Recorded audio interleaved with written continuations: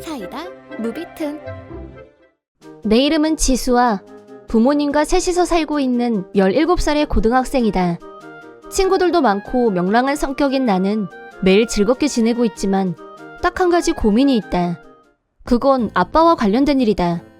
외동딸이라서 그런지 아빠는 어려서부터 완전 딸바보였는데 고등학생이 돼서도 여전히 나에 대한 관심도가 높았고 특히 이성 문제에 대해서는 너무나 엄격했다. 어쩌다 남자애들이 집까지 데려다주는 날에 아빠랑 맞부닥치게 되면 어디서 감히 내 딸을 내 눈에 흙이 들어가기 전엔 안 돼! 라며 경로. 그러다 보니 내가 남자애들 얘기를 꺼내기만 해도 아빠는 기분이 상했고 사춘기 때 남자애들은 짐승이나 다름없어. 피하는 게 상책이야. 너 절대 사내 놈들 근처에도 가지 마. 라고 나를 위해서 하는 말이라며 강조 또 강조. 이성에 대해서는 무조건 반대하는 입장이었다.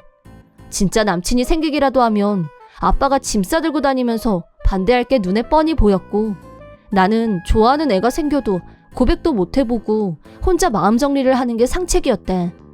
그 덕분에 나는 한 번도 남친을 사귀어 본 적이 없었다. 그런 나에게 철벽이 뚫리는 일이 일어나고 말았다. 아주 난데없이. 같은 반 친구인 원수가 나한테 오더니 나한테 꼭 소개해주고 싶은 선배가 있다고 했다. 원수 말로는 그 선배가 자기 집에 놀러 왔을 때 방에 걸어놓았던 우리 반 단체 사진을 보고 그 선배가 나한테 한눈에 반했다는 거였다. 선배가 너무 강력하게 나를 만나보고 싶어 한다면서 시간 좀 내줄 수 없겠냐고 부탁했다. 심각하게 고민한 끝에 단 둘이만 아니면 한번 만나줄 수는 있다고 원수의 부탁을 들어주기로 했다.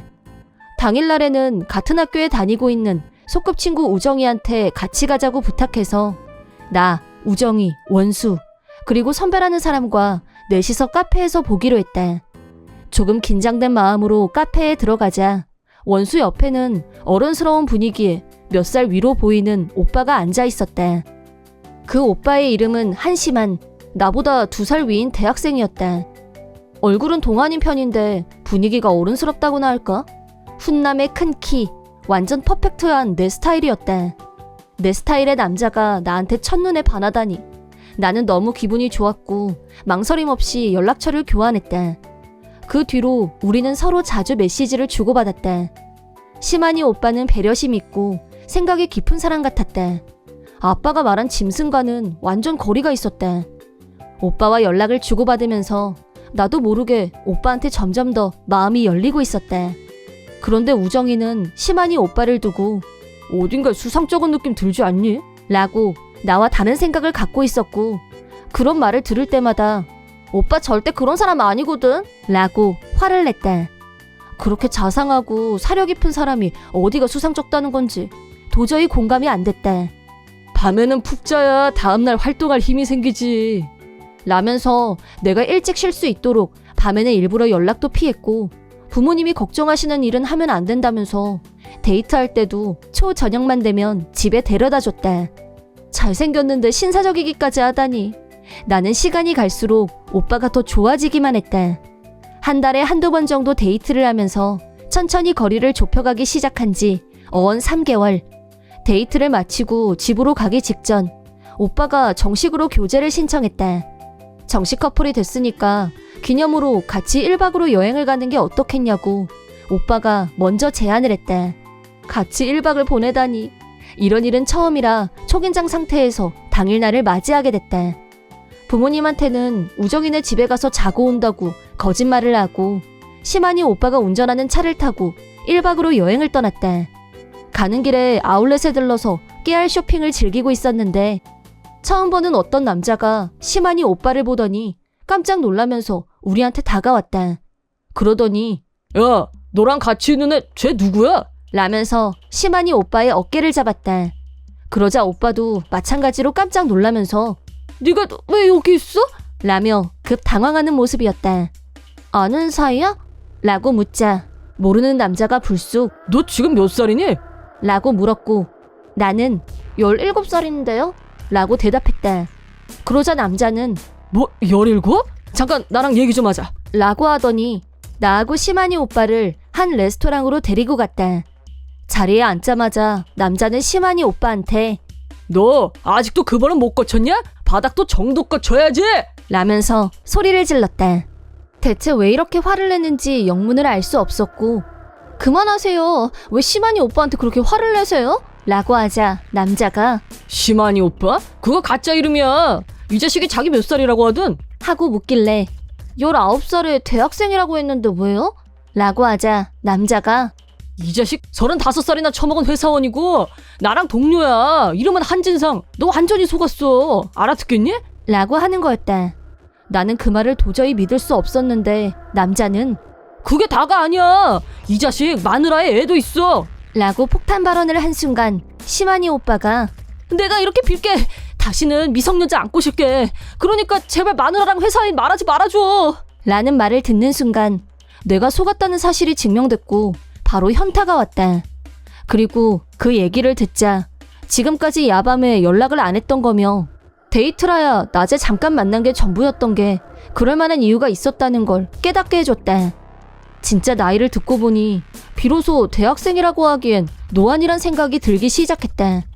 나는 너무 큰 충격을 받고 펑펑 눈물을 쏟았는데 동료라는 아저씨가 나를 집까지 태워다 줬다. 감사하다는 인사를 한 후 차에서 내린 것까지는 좋았는데 이렇게 퉁퉁 부은 얼굴을 하고 집에 들어가면 엄마 아빠가 무슨 일이냐고 달려들 게 뻔했고 우리 집이 아닌 우정이 집으로 진짜 자러 가기로 했다. 우정이한테 이 기가 막힌 사실을 모두 털어놓자 완전 분노하면서 원수한테 전화부터 하자고 했다. 원수를 족치자 한진상인지 뭔지 아는 인간은 자기 친척인데 로리타 성향이 있어서 전에도 10대 여자애를 속여서 불륜관계를 맺었던 적이 있다고 털어놨다. 원수는 돈 줄 테니까 여자애 좀 소개해달라는 부탁을 받고 나를 소개해줬다고 실토했다. 그 말을 들은 우정이는 더욱 분노했고 이 문제는 경찰에 신고하는 게 맞는 것 같다며 격분했다. 하지만 만약 경찰에 신고를 하게 되면 부모님도 당연히 알게 될 테고 그것만큼은 피하고 싶었다. 그렇지만 한진상인지 뭔지 아는 인간을 그냥 두는 건 아니라고 생각을 했고 고민 끝에 우정이 아이디어로 우리 엄마인 것처럼 꾸며서 한진상한테 전화를 하기로 했다. 내 핸드폰으로 전화를 걸자 한진상은 바로 전화를 받았다. 마지막으로 한 번만 만나서 얘기 좀 하자. 라고 말했다. 그때 우정이가 전화를 받아서 나 수아 엄마예요. 남의 귀한 딸을 속여서 무슨 짓 하려고 한 거예요? 라고 버럭. 한진상은 놀라서 정말 죽을 찌르졌습니다. 라며 잘못했다고 빌었지만 우정이는 이 일은 경찰에 신고할 생각이니까 각오하고 계세요. 라고 하면서 사죄를 받아들이지 않겠다는 뜻을 강조한 후 전화를 끊었다. 일단 이 정도면 겁먹었겠지 하고 곧바로 한진상의 라인을 차단했고 이걸로 끝이라고 생각했다. 1시간 후 엄마한테서 전화가 와서 받았는데 지금 집으로 경찰이 오고 있으니까 얼른 집으로 오라고 했다. 무슨 일이 벌어진 건지 불안해서 견딜 수가 없었지만 우정이가 같이 가주겠다고 해서 용기를 내서 집으로 갔다. 집에 도착하자 경찰차가 벌써 와 있었고 현관에는 한진상이 알고 보니 경찰로까지 문제가 커질 것을 염려한 한진상이 먼저 우리 집에 찾아와서 사죄를 한 모양이었다. 부모님은 아무것도 모르고 있었지만 나한테 무슨 일이 생긴 게 분명하다고 판단한 아빠가 한진상을 엄하게 추궁한 끝에 모든 것을 털어놓게 한 것 같았다. 아빠는 바로 경찰에 연락을 했는데 내 얘기도 들어봐야 한다는 경찰의 말에 나도 집으로 오라고 연락한 거였다. 경찰이 묻는 말에 나는 물론 우정이도 솔직하게 대답했고 경찰은 한진상을 경찰로 연행해 갔다. 경찰 신문 결과 과거에도 같은 범행을 저질렀던 게 발각되면서 미성년자 성추행 혐의로 결국 체포되고 말았다. 그 여파로 원수도 미성년자 알선 혐의로 경찰에서 조사를 받은 후 학교에서 퇴학을 당했다. 체포된 후 파렴치한 행위를 부인도 알게 됐고 한진상은 이혼은 물론 거액의 위자료를 내야 할 처지가 됐다. 회사에서도 해고되고 가정도 붕괴되고 본인의 파렴치한 행위 때문에 형무소에 갇히는 신세가 된 것이다. 그리고 나는 아빠가 얼마나 화가 났을까. 다시는 집 밖에도 못 나갈 거라고 생각하면서 벌벌 떨면서 처분을 기다렸는데 의외로 아빠는 지금까지 아빠가 잘못 생각했었던 것 같다 라고 말했다.